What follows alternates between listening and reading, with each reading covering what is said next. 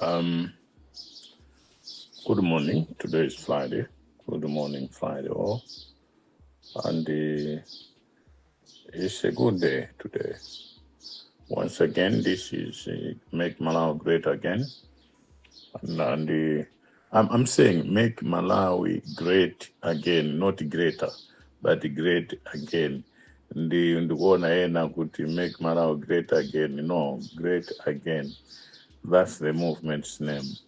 And indeed, we are there to rearrange our culture, to rearrange, understand this, rearrange our way of living, rearrange our understanding of politics, rearrange our understanding of NGOs, rearrange our understanding of community-based organizations, rearrange so many things. Even the fight against corruption, it has to be different. So too, with the way how we are going to protect freedom and democracy in the country. When I say these things, many people don't understand what I'm trying to say. Others are applying skills of hatred. Others are applying skills of appreciation. Others are applying contrary views of what this movement is all about. But what I should say and share with people is we're not here to hurt anybody. We are not here to make maybe enmity or enemies, create enemies or enmity to be the doctrine of this movement. No. But we are trying to make Malawi a better place to live in. A Malawi that is for all. Malawi that is a warm heart of Africa, as it is said, that is warm heart of Africa. And this is a new dawn for this country. And we would like, first of all, as I said, with our objectives that to protect the presidency is very important, because many people say a lot against the president. Some of these things that they say about the president is quite vulgar, and we cannot tolerate that. No, I'm not talking about Peter, but it has been like that. If you look at how democracy came in and how people looked at the presidency or the president or presidents, and how how much they expect from the same office or officers of these incumbents or an incumbent. What I'm trying to say here is kuti tikamanena kuti make Malawi great again, tukunena zinthu zakuti anthu mwanu asalembe ntchito chifukwa chakuti uyu ndi mwana wa apongozi ayi, koma alembe ntchito chifukwa chakuti that particular person is qualified. Two, Malawi muno kusankhana mitundu. Already ndikunena pano para anthu ena, they think they own the victory, they own it, they own the presidency. No, this is for democracy or freedom and democracy that we fought for in early 90s, and it was tested when the first democratically elected president was Dr. Bakini Murozi led the country. So too with Dr. Bingo Mtadika, the way how we also led the country. Then came our lady, Joyce Panda, who also led, was a leader, and how she led the country. And the professor, the first term, how he led the country, and the Chakwera, how he led the country, and again, the incumbent, how he is going to lead the country. They fail to kunena kuti, let us protect the president, to be objective number one. Number two is, freedom and democracy. Ndi chimene imapasisa kuti anthu tizinena kuti izi tatopa nazo, izi ayi. Then we corrupt, the third one is corruption. Corruption, we cannot develop this country. Ndi corruption ayi. Tipange njira yakuti choyamba tiike our country first. Malawi first. ndeno zinazo zibwera pambuyo. Ndepara anthu ena indadama kwambiri, ena ndi anthu amene ndikuwaziwa kwambiri, I respect them, pa Great North yapo pa Forum Great North, amba kutukwana echani. They don't understand what this is all about, but they claim to be educated. I doubt it if they are. Chifukwa munthu uzimvesa kuti kodi munthu amenewo afuna anene chani. Panopo ndizomvesa chisoni kwambiri kuti ma companies they are continuing recruiting people. All this stuff imene sikuziwa kuti zinthu zasintha. We have a new president. Koma kulemba benchita uchita backdate makarata appointment as if those people were employed 3-6 months ago. I mean, this is uncalled for. This is unbearable. Respect the current leadership. Respect the current president. Respect the choice of Malawians. The choices and the choice they made. They elected Professor Arthur Peter Mutharika to be the president of this country. But there are others, they think that they are still living in the old government regime, which is unfortunate. Kuli anthu ena abale a former president.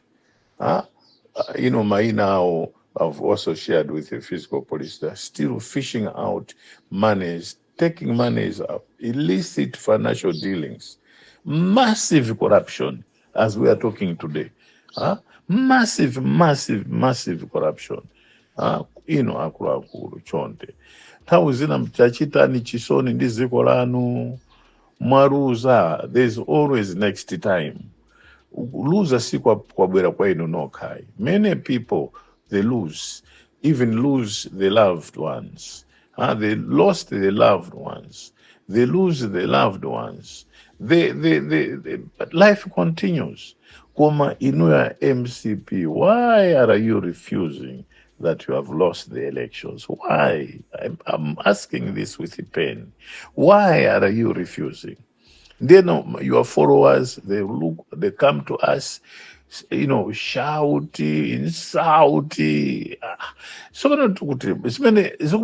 okay, chabwino kuti mkuti ine ndisiye kunena ndasiya kunena mwapichita benefit cha. Because democracy is about to agree. Democracy is all about values, new values of how the political system should be governed. You agree to disagree. Ne democracy meneyo. Koma antu ena kuona my hatred, chifukwa chakuti abisa ndrama, chifukwa chakuti abandrama, chifukwa chakuti they were benefiting. Kuli zambiri zimene titanene. Panopo pali ma MPs amene awina more than 50, amene awina not mwachilungamo, more than 50 amene ku parliamentiko akhoza uchosedwa, more than 50 amene sawine mwachilungamo. Izozo sitifuna tinena chifukwa sitikuona anthu ena akamaruza they celebrate. Keep on celebrating. Enachoka kumene kuja atatenga zingongole akuchoka ku nyumba ya Malamulo. Komanso in 5 years, I said it in the last parliament that I was in. I told the people, say, all of us here tawina koma sitikasiriza nawo race imene iyi. Ena kumapeto tizakhala kuti basi tasita anthu amene they are no longer with us. Panopo is the same. Those who are celebrating now must celebrate in the name of the Lord. And they should always pray. They should always ask and put God first. Koma akachita njira zawo, enawo sakasiriza nawo, enawo achosedwa chifukwa chakuti kakawinidwe kawo sikanali kabwino, enawo papanga zambiri. Those who have lost should thank the Lord. Kuti kapena Mulungu andikonzera china. Sono kwa amene mwawina, don't forget that there's tomorrow. Leroro mkuoneka madoro, leroro mkuoneka chani. Kwa ife tawina ngakati tilimboma. Tilemekeze values, ma core values ya democracy. That every 5 years, there are elections. And even within 5 years, there can be some elections. That's why they are saying by-elections. By-elections, inabwera chifukwa cha activities imene mapangika within that term nde pamapangika zambiri nde musabe ndrama maakaunti aku Morocco chonde tese sana kuti mbweze ndramazo. Galimoto pasalira zina zonse zina zaperekedwa koma pasalira zina zimene azika manamba za ku South Africa. Inu muziona ngati galimoto za ku South Africa pamene galimoto zimene zangoika na manamba za muno Malawi zina ika ma IT koma zibwera kuchoka kumbeya kumabwera through Karonga.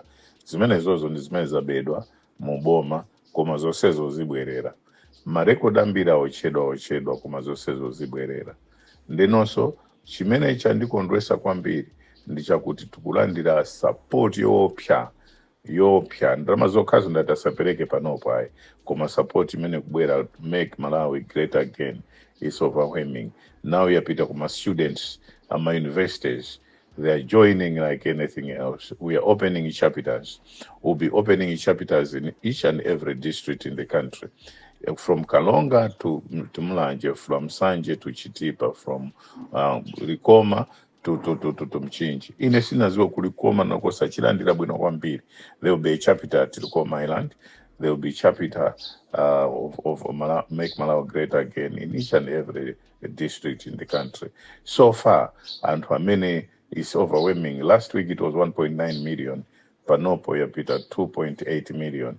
I think we will go up to 4 million. I think this is a movement, a living movement that is actually shaking the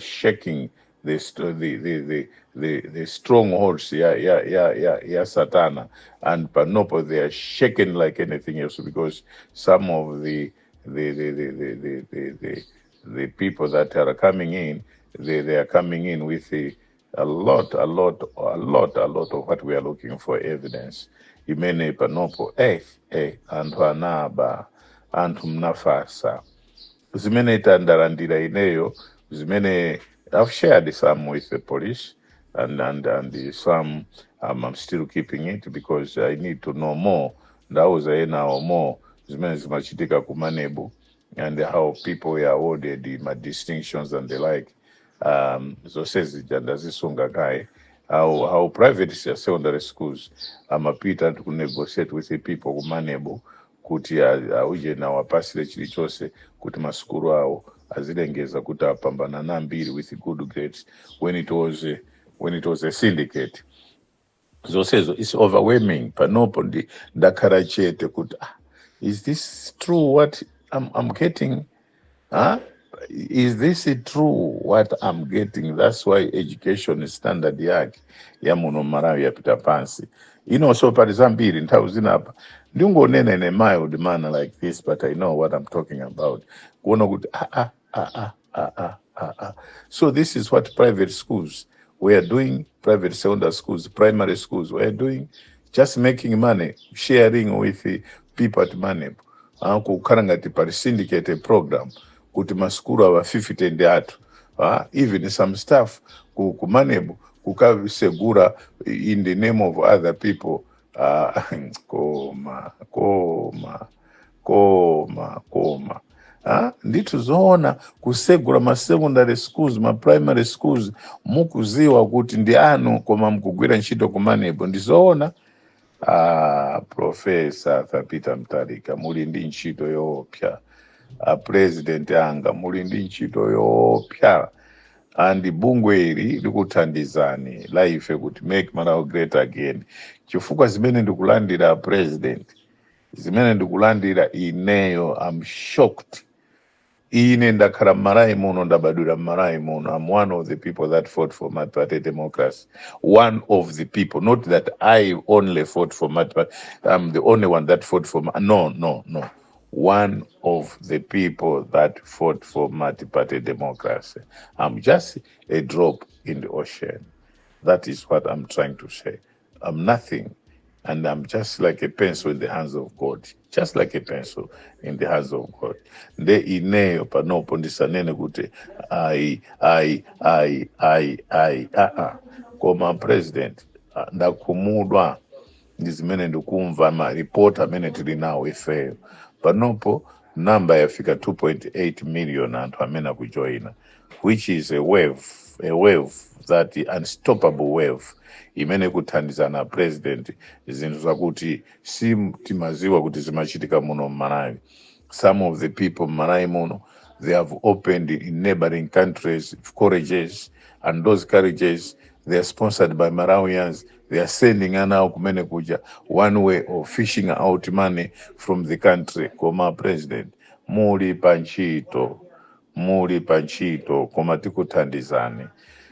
Tsopano pali ena amene kapena ndife olamula tikuyamba kusarana, tisasarane akuluakulu chifukwa pali ntchito yoopsa kwambiri.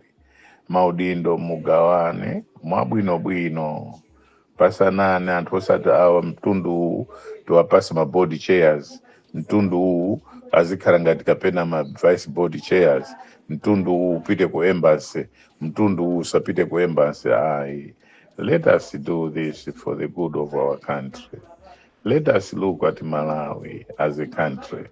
Panopo even ku polisi kuli zinthu zonyasa kwambiri ku polisi, kuli zinthu zonyasa zambiri ku polisi uku, and tikufuna kuti ku polisi kumene kuli zinthu zonyasa kwambiri a president ndithu zoona police traffic izikhala ni mabuku amene anachita print correcting ma millions and millions a month, and they are sharing amongst themselves. A syndicate again ku traffic. A president pali ntchito pali mabuku amene it was known by akuluakulu imene amapereka kwa police, ndalama zija akachita correct zimapita to their personal accounts that they share akuti their commission.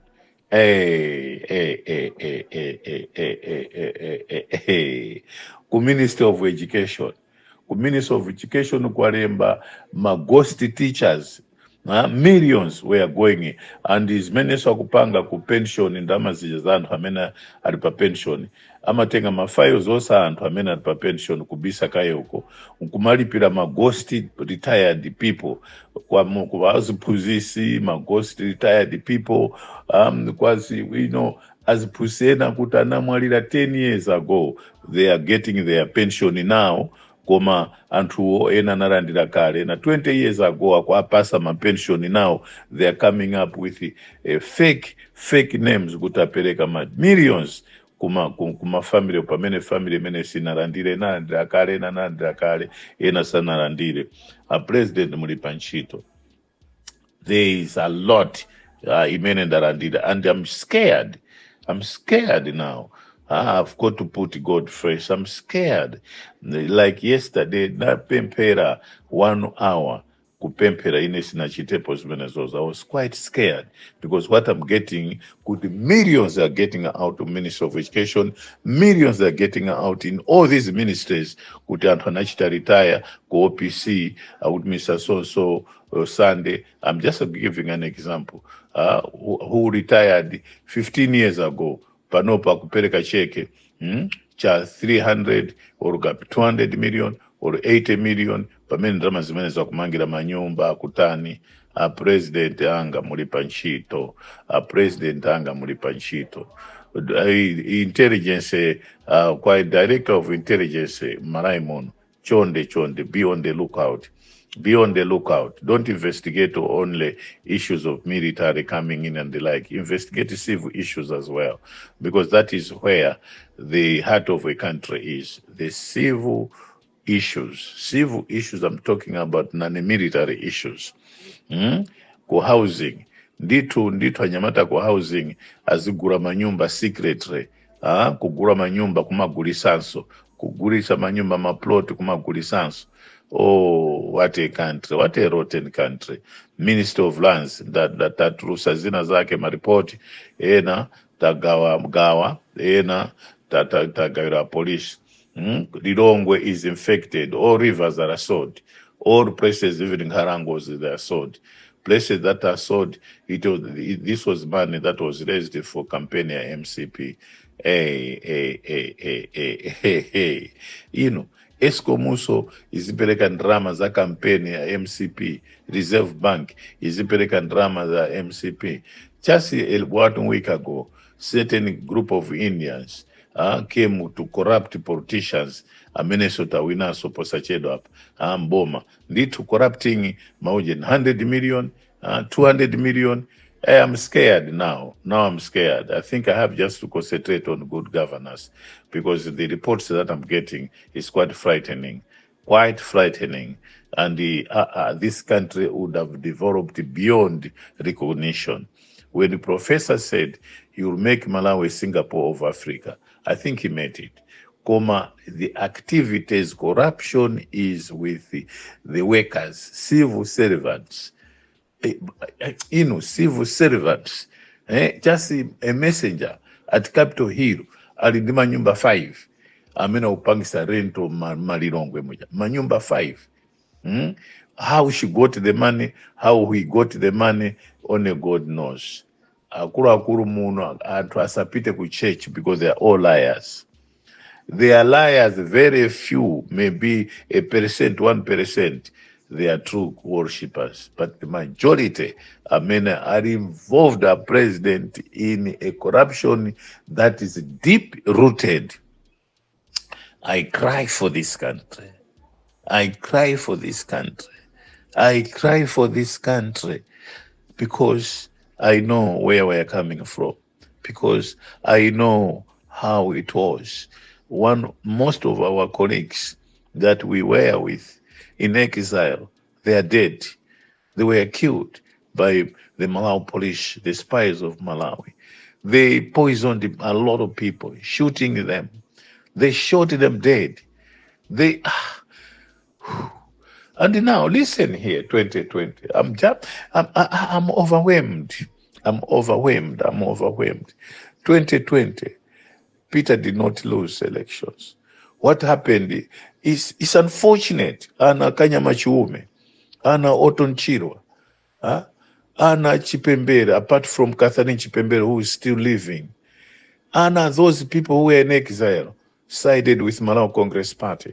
They were in TOS Alliance, trying to remove Professor Thapita Mtarika, trying to remove him from office. And it pains me, not knowing that they are leading this country to a total disaster. When they fought against Malawi Congress Party, they came as children of those people, siding with Malawi Congress Party. Most of them supported Chakwera and TOS Alliance. And these are the people that led this country to destruction, where Malawi is today. I am touched. I am touched.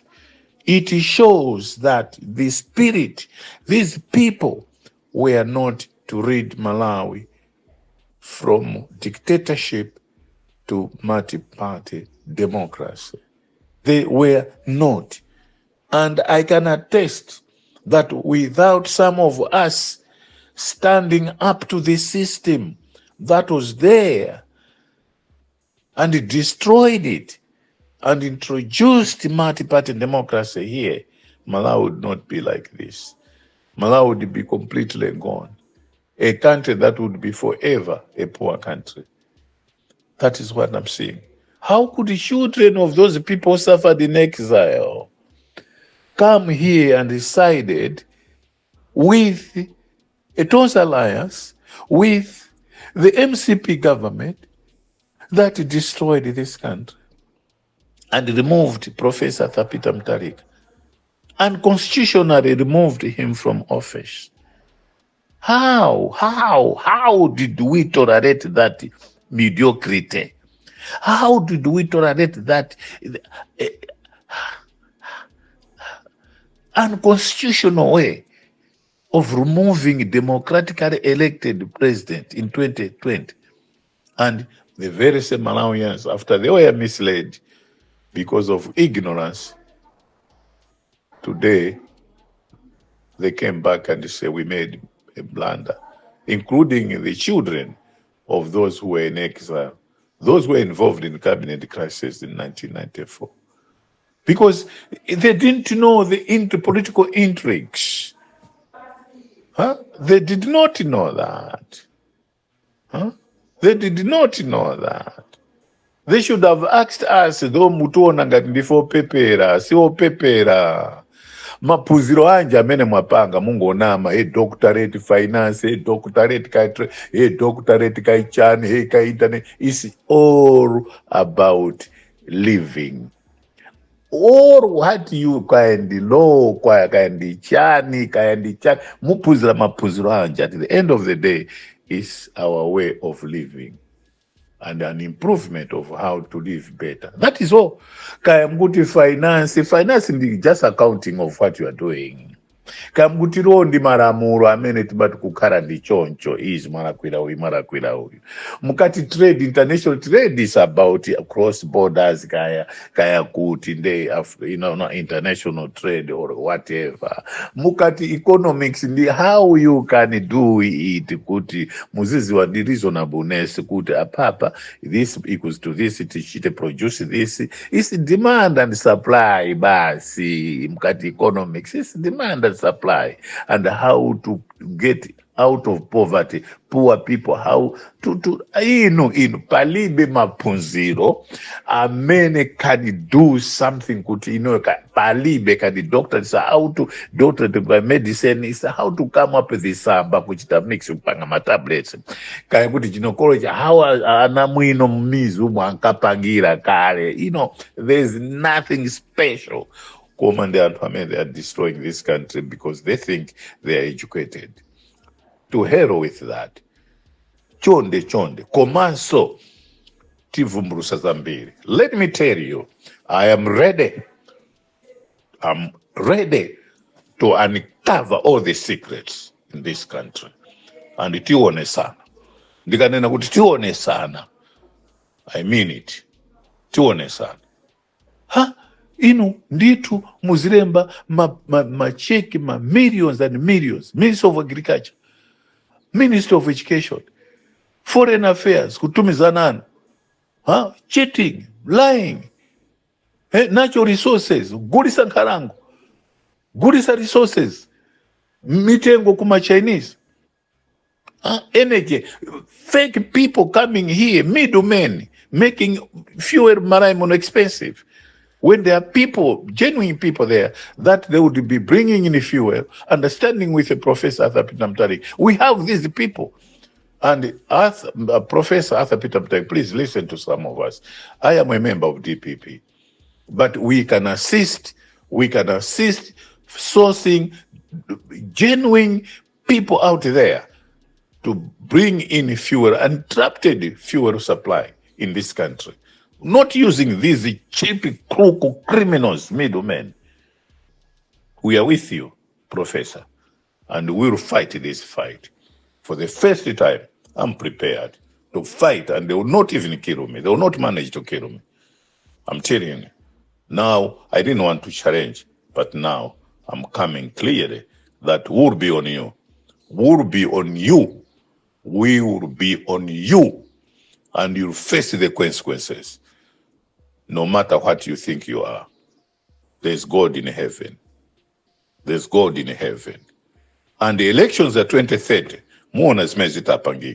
You will see things that you have never seen before in the history of this country. Because enough is enough. We have given a lot of respect to criminals and crooks. And this will never, and shall never happen again in this country. Shall not. And I challenge you, because I've had enough of this nonsense. When we brought in multi-party democracy, we thought would come up with a system that would be for all Malawians. Kukomera Malawi aliense, without looking at the region of his origin and district of his origin. We don't have to say Malawi from Rumpi district or from Karonga. No, we are all Malawians.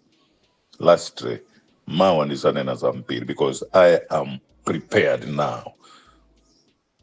Thank you. Good morning. Osaiwala kupanga subscribe ku channel ya AMTV Malawi.